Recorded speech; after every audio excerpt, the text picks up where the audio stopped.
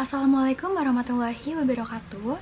Perkenalkan, nama saya Elsa Tiranovanti dari Program Studi Psikologi Universitas Buana Perjuangan Karawang. Pertama-tama, saya ingin berterima kasih kepada Ibu Cempaka Putri Dimala, MPSI Psikolog, selaku Dekan Fakultas Psikologi dan juga sebagai dosen pembimbing saya yang telah membantu saya. Dan juga saya berterima kasih kepada Ibu Linda Mora Siregar, MPSI Psikolog, sebagai koordinator program studi. Di sini saya akan mempresentasikan hasil laporan kerja praktik saya yang berjudul Gambaran Psikologis pada Remaja yang Menghadapi Perceraian Orang Tua pada Kasus di P2TP2A Karawang. Materi pembahasan yang akan saya bahas yaitu yang pertama latar belakang, yang kedua gambaran umum perusahaan atau instansi, yang ketiga tinjauan pustaka, yang keempat pelaksanaan kerja praktik, dan yang kelima kesimpulan dan saran. Yang pertama, latar belakang. Kerja praktik adalah kegiatan di mana mahasiswa mengaplikasikan ilmu-ilmu yang telah dipelajari, kemudian menerapkannya pada masyarakat atau perusahaan tertentu. Alasan saya memilih judul ini dikarenakan saya hanya mendapatkan informasi yang terbatas dan tidak terlalu mendalam, maka dari itu saya memilih untuk mengambil gambaran psikologisnya saja. Alasan saya bekerja praktik di P2TP2A atau Pusat Pelayanan Terpadu Pemberdayaan Perempuan dan Anak dikarenakan permintaan saya klinis. Selain itu, saya ingin mengetahui berbagai macam permasalahan yang ada di Kabupaten Karawang, terutama mengenai perempuan dan anak. Selain itu, saya ingin mengetahui bagaimana cara-cara untuk menangani kasus-kasus seperti itu. Kemudian kesesuaian dengan proposal. Untuk kasus yang saya masukkan dalam laporan tidak sesuai dengan proposal yang saya buat sebelumnya. Dikarenakan saya tidak mendapatkan kasus yang ingin saya angkat sebelumnya, maka dari itu saya mengambil kasus lain yang terdapat di P2TP2A Karawang. Tujuan kerja praktik yang pertama meningkatkan kompetensi mahasiswa dalam mengaplikasikan ilmu-ilmu, kemudian terjun langsung ke lapangan. Yang kedua, mempelajari mekanisme penanganan kasus yang dilakukan oleh P2TP2A Karawang.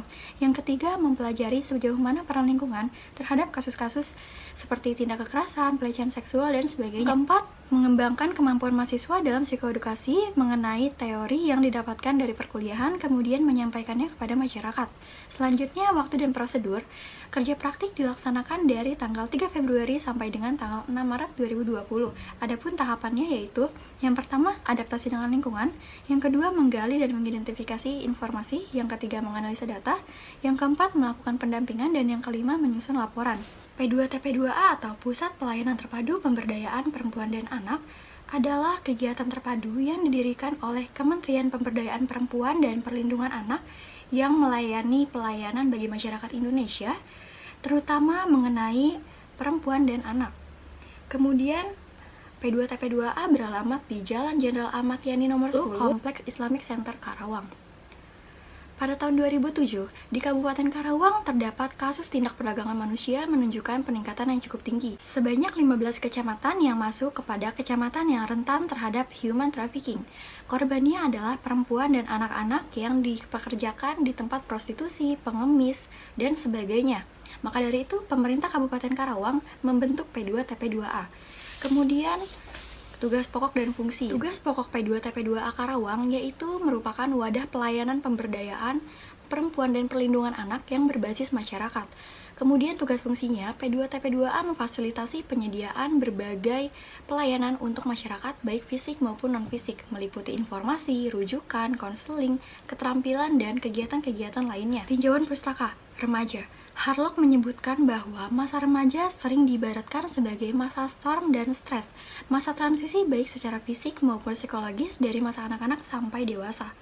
Dampak psikologis remaja menurut Aminah, Andayani, dan Karyanta, dampak psikologis terbagi menjadi dampak kognisi, dampak emosi, dan dampak psikomotor. Anak yang belum siap menghadapi rasa kehilangan akan terpukul dan kemungkinan besar mengalami perubahan tingkah laku seperti pemarah, pembangkang, suka melamun, mudah tersinggung, dan sebagainya.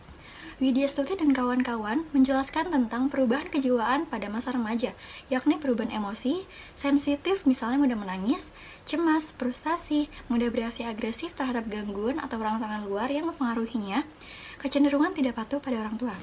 Widya Stuti dan kawan-kawan menjelaskan tentang perubahan kejiwaan pada masa remaja, yakni perubahan emosi, sensitif misalnya mudah menangis, cemas, frustasi, mudah bereaksi agresif terhadap gangguan atau rangsangan luar yang mempengaruhinya, kecenderungan tidak patuh pada orang tua.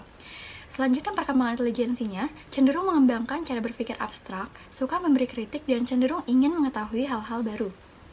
Kemudian, pendampingan psikologis. Menurut Edi, pendampingan psikologis adalah kegiatan konseling dalam penanganan yang bertumpu pada kondisi psikologis berupa mental maupun kejiwaan, mengarah ke permasalahan interpersonal klien agar mandiri dan mampu bersosialisasi serta terselesaikan permasalahannya sehingga dapat membuat keputusan yang terbaik bagi dirinya. Tujuan pendampingan psikologis menurut Hartono, yang pertama memberikan ruang untuk mengurangi beban psikologisnya, yang kedua memberikan informasi tentang hak-hak yang diperoleh dan memahami persoalan yang sedang dihadapi, yang ketiga mendorong klien untuk berani membuat keputusan. Teori Karin Harni menemukan 6 cara utama untuk mengekspresikan kebencian diri, yakni yang pertama, tuntutan yang tak henti-henti terhadap diri. Orang-orang neurotik terus mencoba berusaha untuk menjadi sempurna. Yang kedua, dakwaan terhadap diri yang kejam. Orang neurotik berulang kali memaki diri mereka sendiri. Yang ketiga, penghinaan terhadap diri sendiri. Diekspresikan dengan cara meremehkan, merendahkan, meragukan, mengolok-olok diri sendiri. Yang keempat, frustasi diri. Orang neurotik seringkali terhambat dalam melakukan hal-hal yang menyenangkan yang dianggap tabu. Yang kelima, penyiksaan diri atau penganiayaan diri. Beberapa orang mendapat kepuasan dengan cara merasa menderita, membesar-besarkan rasa sakit, menyindir diri mereka, dan sebagainya. Yang keenam, tindakan dan dorongan menghancurkan diri, seperti makan berlebihan, penyalahgunaan alkohol atau obat-obatan, mengendarai kendaraan secara ugal-ugalan, dan lain-lain. Kedudukan dan koordinasi. Mahasiswa membantu pihak P2TP2A dalam divisi konsultasi, pelayanan pemulihan, dan pendampingan. Di sana, mahasiswa diperbolehkan atau diikutsertakan dalam proses pendampingan yang dilakukan oleh relawan P2TP2A Karawang. Tugas-tugas yang dilakukan di P2TP2A Karawang, yang pertama, membantu penerima laporan. Di sini, mahasiswa harus membantu penerima laporan ketika ada kasus yang baru masuk.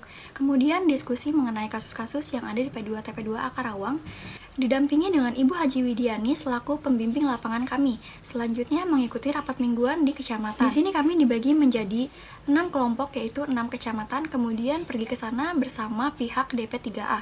Kemudian melakukan observasi dan wawancara pada saat pendampingan. Pada minggu pertama kami kerja praktik, di sini kami diajarkan untuk bagaimana cara menerima laporan, bagaimana penanganan kasus yang dilakukan oleh P2TP2A, dan sebagainya. Kemudian pada minggu ini hanya ada satu pelaporan saja, yaitu mengenai kasus KDRT. Kemudian kami banyak berdiskusi mengenai kasus-kasus yang ada di P2TP2A Karawang, didampingi bersama Ibu Haji Widiani selaku pembimbing lapangan kami.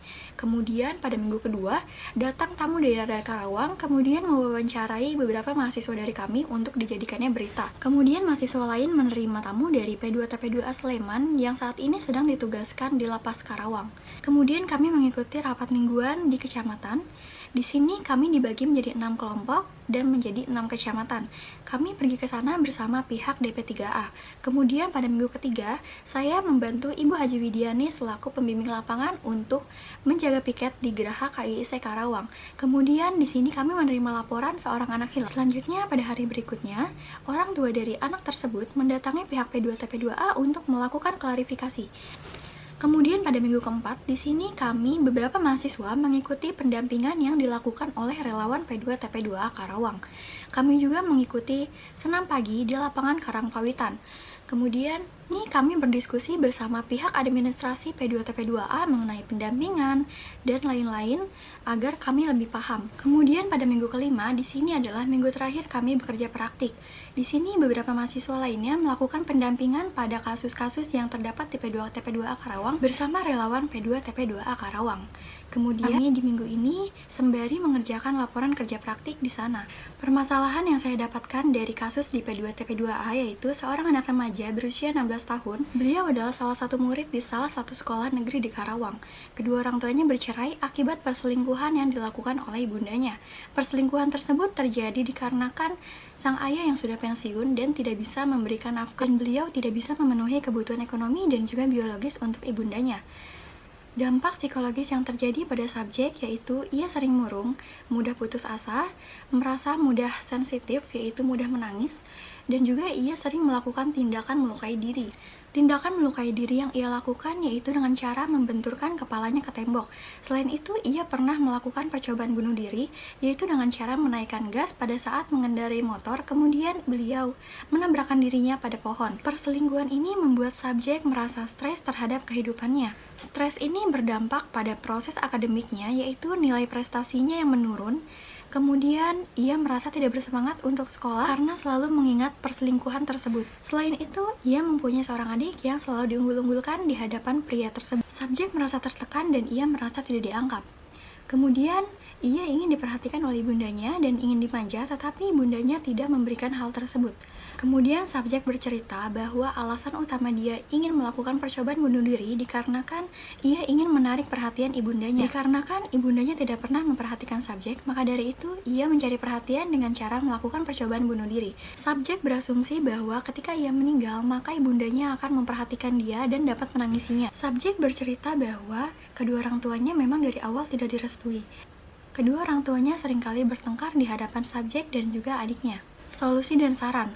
Solusinya untuk subjek telah dilakukan pendampingan yaitu pada hari Rabu tanggal 4 Maret 2020 yang dilakukan oleh relawan P2TP2A yaitu Ibu Cempaka Putri Nimala MPSI Psikolog, dan juga di sana subjek diwawancarai untuk diketahui bagaimana permasalahan yang terjadi terhadap subjek tersebut. Solusi untuk subjek, sebaiknya subjek menghentikan tindakan melukai diri karena dapat mengancam nyawanya. Subjek harus bisa sedikit demi sedikit untuk menerima perceraian orang tuanya, dan juga lebih baik ia menghabiskan banyak waktu untuk belajar supaya tidak terfikir untuk melakukan tindakan bunuh diri atau tindakan melukai diri. Untuk orang tua, sebaiknya mendekatkan diri dengan subjek untuk mendapatkan hubungan yang baik dan juga harmonis. Kemudian orang tua, terutama ibundanya, harus meluangkan waktu untuk subjek untuk mengobati luka kesedihan yang dialami oleh subjek. Untuk pihak sekolah, khususnya untuk bimbingan konseling, lebih ditingkatkan lagi kepeduliannya terhadap siswa-siswi yang menghadapi permasalahan keluarga dan sebagainya. Kesimpulannya yaitu, kerja praktik dilaksanakan selama 30 hari di Pusat Pelayanan Terpadu Pemberdayaan Perempuan dan Anak atau P2TP2A. Praktikan memilih judul Gambaran Psikologis pada Remaja yang Menghadapi Perceraian Orang Tua pada kasus di P2TP2A dikarenakan hanya mendapatkan informasi yang terbatas dan tidak terlalu mendalam. Pusat Pelayanan Terpadu Pemberdayaan Perempuan dan Anak atau P2TP2A merupakan pusat kegiatan terpadu yang didirikan Kementerian Pemberdayaan Perempuan dan Perlindungan Anak yang menyediakan pelayanan bagi masyarakat Indonesia, terutama perempuan dan anak korban tindak kekerasan.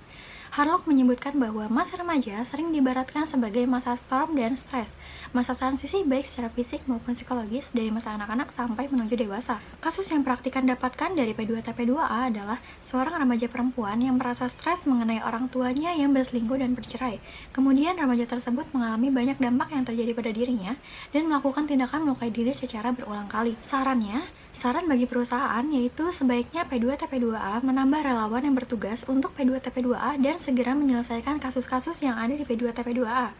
Saran bagi subjek, sebaiknya bisa menerima dengan perlahan atas permasalahan yang terjadi di dalam hidupnya, dan juga tidak melakukan tindakan-tindakan melukai diri dan percobaan bunuh diri yang dapat mengancam nyawanya. Saran bagi orang tua subjek yaitu sebaiknya orang tua memikirkan dahulu mengenai perselingkuhan yang mengakibatkan perceraian. Pikirkan dampak yang terjadi. Jika memang perceraian adalah jalan terakhir, sebaiknya orang tua bisa menjelaskan dan memberikan pengertian kepada anak-anaknya. Saran bagi praktikan selanjutnya diharapkan dapat lebih baik dalam hal membantu mencari informasi yang lebih mendalam dan sebagainya. Berikut adalah dokumentasi ketika saya melakukan kerja praktik di P2TP2A Karawang. Sekian presentasi hasil laporan kerja praktik saya. Mohon maaf bila banyak kekurangan. Wassalamualaikum warahmatullahi wabarakatuh.